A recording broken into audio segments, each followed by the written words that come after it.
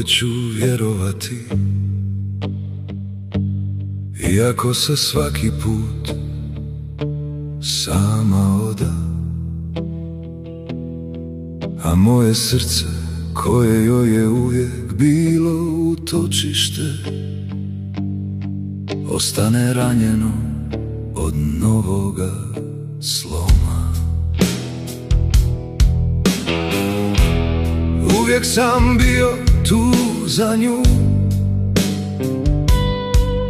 kao stijena usred oluje, a i ona je bila tu za mene u trenucima kada je svijet šutio. Kad sam joj u povjerenju rekao da to ostaje među nama, ona ipak kaže gdje se ja na kraju razočaram. Volim je i ne mogu da je krivim, ali njezino poštenje često je odvede u nevolje,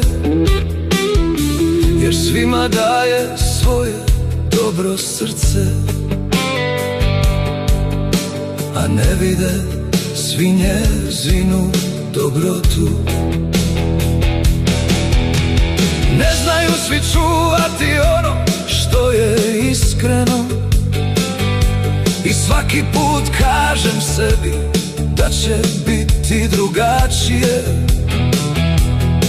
da će naučiti sačuvati u sebi što joj kažem od drugih, ali ona ostaje ista, čista i iskrena.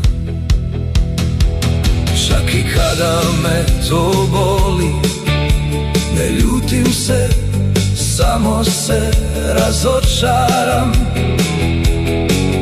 jer ne želim doživjeti kako se ponovno lomim, a ipak ostajem tu, jer odanost ne nestaje preko noći.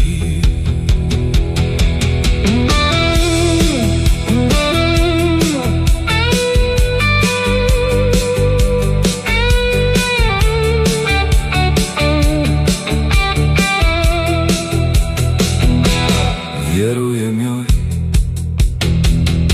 vjerovat ću joj, i kad pogriješi, i kad padne. Samo bih volio da jednom shvati